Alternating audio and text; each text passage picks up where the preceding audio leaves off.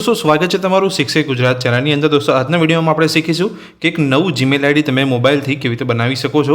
તો વિડીયોની શરૂઆત કરીએ એ પહેલાં જો તમે ચેનલ પર નવા છો તો ચેનલને સબસ્ક્રાઇબ કરી લેજો। જો તમે તમારા મોબાઈલમાં ઓલરેડી એક ઈમેલ આઈડી બનાવેલું છે અને બીજું એક નવું ઈમેલ આઈડી બનાવવા માંગતા હોય તો તમે મોબાઈલથી તમારું એક નવું ઈમેલ આઈડી બનાવી શકો છો। એ માટે જે તમારા મોબાઈલની અંદર જીમેલની જે એપ્લિકેશન રહેલી હોય તે એપ્લિકેશનની અંદર તમારે જવાનું છે। એ એપ્લિકેશનને તમારે ઓપન કરવાની છે।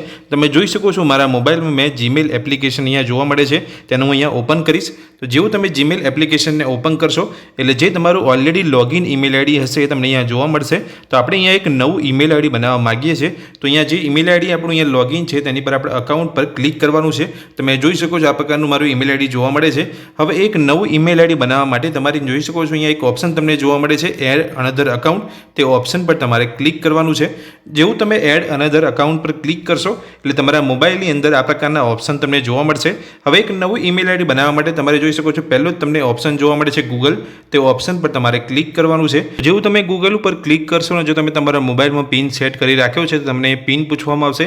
પિન એન્ટર કરી લીધા પછી તમને આ પ્રકારનું પેજ તમને અહીંયા જોવા મળશે। તમે જોઈ શકો છો તો નીચે તમે જોઈ શકો છો આપણે એક નવી ઈમેલ આઈડી બનાવવા માંગીએ છીએ તો આપણે ક્રિએટ અકાઉન્ટ પર ક્લિક કરવાનું છે। જેવું તમે ક્રિએટ અકાઉન્ટના ઓપ્શન પર ક્લિક કરશો એટલે તમે જોઈ શકો છો અહીંયા બે ઓપ્શન તમને જોવા મળે છે। તો આપણે અહીંયા ઈમેલ આઈડી પર્સનલ યુઝ માટે બનાવીએ છીએ। તો જો તમે અહીંયા બિઝનેસ પર્પઝથી બનાવતા હોય તો તમારે બિઝનેસ સિલેક્ટ કરવાનું છે અને જો તમે અહીંયા પર્સનલ યુઝ માટે બનાવતા હોય તો તમારે પર્સનલ યુઝ સિલેક્ટ કરવાનું છે। તો આપણે અહીંયા ફોર માય પર્સનલ યુઝ માટે અહીંયા બનાવીએ છીએ તો ફોર માય પર્સનલ યુઝ પર ક્લિક કરીશું। જેવું તમે ક્લિક કરશો એટલે ક્રિએટ અ ગૂગલ અકાઉન્ટ તમને જોવા મળશે। તમે જોઈ શકો છો જેની અંદર તમારું જે ફર્સ્ટ નેમ છે એ તમને પૂછવામાં આવશે। નીચે જશો તો તમારી જે સરનેમ છે એ પૂછવામાં આવશે। એ ઓપ્શનલ છે, તમે એન્ટર નહીં કરો તમારી સરનેમ તો પણ ચાલી જશે। તો તમારું અહીંયા ફર્સ્ટ નેમ એન્ટર કરીને તમારે નેક્સ્ટ પર ક્લિક કરવાનું છે। તમે અહીંયા ફર્સ્ટ નેમ એન્ટર કરીને નેક્સ્ટ પર ક્લિક કરશો એટલે તમારી અમુક બેઝિક ઇન્ફોર્મેશન તમારી પાસે માગવામાં આવશે। જેની અંદર તમારી બર્થ ડેટ માગવામાં આવશે અને તમારું જેન્ડર કયું છે, મેલ છે કે ફિમેલ છે એ તમને અહીંયા પૂછવામાં આવશે। તો તમારી બર્થ ડેટ તમારે સૌપ્રથમ અહીંયા એન્ટર કરવાની હોય છે। તેની અંદર તમારો જે દિવસે તમે જન્મ લીધો હોય એ દિવસ, જે મંથ હોય, જે યર હોય એ તમારે આ રીતે સિલેક્ટ કરવાનું હોય છે। અને તમે ફિમેલ છો કે મેલ છો એ તમારે અહીંયા સિલેક્ટ કરવાનું હોય છે। તો અહીંયા જે ફિમેલ કે મેલ જે પણ તમને લાગુ પડતો હોય એ ઓપ્શન તમારે સિલેક્ટ કરવાનો છે અને તમારી ડેટ ઓફ બર્થ અહીંયાથી તમારે ડેટ સિલેક્ટ કરવાનો છે। અહીંયા તમારો જે પણ મંથની અંદર જન્મ થયો છે એ મંથ તમારે સિલેક્ટ કરવાનો છે। જે વર્ષની અંદર તમારો અહીંયા જન્મ થયો છે વર્ષ સિલેક્ટ કરી લીધા પછી તમારે અહીંયા જેન્ડર સિલેક્ટ કરી લીધા પછી તમારે નેક્સ્ટના બટન પર નીચે જોઈ શકો છો અહીંયા નેક્સ્ટનું બટન છે તેની પર તમારે ક્લિક કરવાનું છે। બેઝિક ઇન્ફોર્મેશનની અંદર તમારી બર્થ ડેટ અને જેન્ડર સિલેક્ટ કરી લીધા પછી જેવું તમે નેક્સ્ટ પર ક્લિક કરશો એટલે તમને આ પ્રકારનું અહીંયા પૂછવામાં આવશે। તમે જોઈ શકો છો choose how you will sign in, એટલે તમે કઈ રીતનું એક ઈમેલ આઈડી અહીંયા બનાવવા માગો છો એટલે તમે જે પણ ઈમેલ આઈડી અહીંયા વિચારી રાખ્યું છે એ તમારે અહીંયા એન્ટર કરવાનું હોય છે।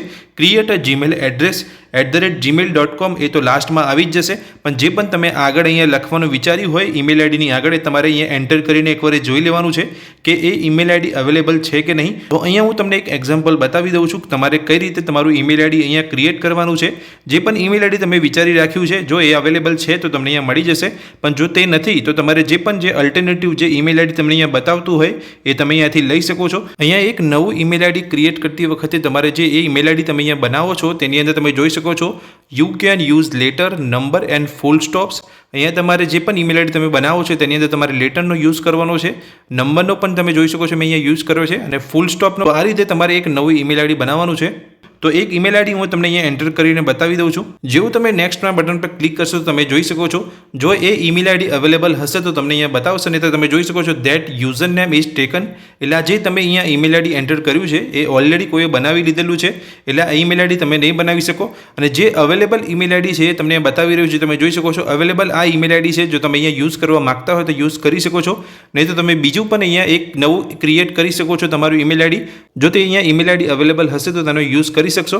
તો જો તે ઈમેલ આઈડી અવેલેબલ હોય તો તમારે અહીંયા યુઝ કરી લેવાનું છે અને ત્યાર પછી તમારે નીચે તમે જોઈ શકો છો નેક્સ્ટના બટન પર તમારે ક્લિક કરવાનું છે। મેં એક અહીંયા ઈમેલ આઈડી ક્રિએટ કર્યું છે, તમે જોઈ શકો છો ને જે ઈમેલ આઈડી અવેલેબલ છે જેવું તો અહીંયા નેક્સ્ટ પર ક્લિક કરીશ તો અહીંયા ફરી એરર નહીં આવે, એ ઈમેલ આઈડી અહીંયા આગળ વધશે અને મને પાસવર્ડ પૂછવામાં આવશે। અહીંયા જે મેં ઈમેલ આઈડી એન્ટર કર્યો છે તે અવેલેબલ છે તો હવે હું અહીંયા નેક્સ્ટ પર ક્લિક કરીશ તો તમે જોઈ શકો છો અહીંયા ક્રિએટ અ સ્ટ્રોંગ પાસવર્ડ। હવે જ્યારે તમારા ઈમેલ આઈડીને અહીંયા પસંદગી થઈ ગઈ છે, તમે એક નવો ઈમેલ આઈડી અહીંયા ક્રિએટ કરી લીધો છે તો તમારે અહીંયા એક સ્ટ્રોંગ પાસવર્ડ ક્રિએટ કરવાનો હોય છે, જે સિક્યુરિટી પર્પઝ તરીકે એક સ્ટ્રોંગ પાસવર્ડ હોય. તો તમારે અહીંયા પાસવર્ડ જ્યારે તમે અહીંયા ક્રિએટ કરો છો તો તમારે શું ધ્યાન રાખવાનું છે, create a strong password, a mixer of letters, જેની અંદર પાસવર્ડની અંદર તમારે લેટરનો યુઝ કરવાનો છે, નંબરનો યુઝ કરવાનો છે અને સિમ્બોલનો યુઝ કરવાનો છે. સિમ્બોલની અંદર તમે આ રીતના સિમ્બોલ યુઝ કરી શકો છો, કાં તો આ રીતનો તમે સિમ્બોલ યુઝ કરી શકો છો. જે પણ તમે સિમ્બોલ યુઝ કરવા માગતા હોય તમે સિમ્બોલનો યુઝ કરી શકો છો. તો તમારે એક લાંબો 8 અક્ષરથી મોટો તમારે એક સ્ટ્રોંગ પાસવર્ડ અહીંયા ક્રિએટ કરવાનો છે. જેવું તમે અહીંયા પાસવર્ડ ક્રિએટ કરી લેશો તો તમારે અહીંયા નેક્સ્ટ પર ક્લિક કરવાનું છે. જેવું તમે નેક્સ્ટ પર ક્લિક કરશો એટલે તમારું ઈમેલ આઈડી અને પાસવર્ડ અહીંયા ક્રિએટ થઈ ગયા પછી તમારું એક નવું ઈમેલ આઈડી અહીંયા બનીને તૈયાર થઈ જશે. તો દોસ્તો વિડીયોમાં મેં તમને માહિતી આપી એક નવું ઈમેલ આઈડી તમે મોબાઈલથી કેવી રીતે બનાવી શકો છો. જો તમે એક ઓલરેડી ઈમેલ આઈડી બનાવેલું છે અને એક બીજું નવું તમે ઈમેલ આઈડી બનાવવા માગો છો તો કઈ રીતની પ્રોસેસ હોય છે જે મોબાઈલથી તમે કરીને એક નવું ઈમેલ આઈડી અહીંયા બનાવી શકો છો. આ માહિતી તમને ગમી હોય તો વિડીયોને લાઇક કરજો. ચેનલ પર નવા છો તો આ જ રીતના વિડીયો મેળવવા માટે ચેનલને સબસ્ક્રાઇબ કરી લેજો. Thank you.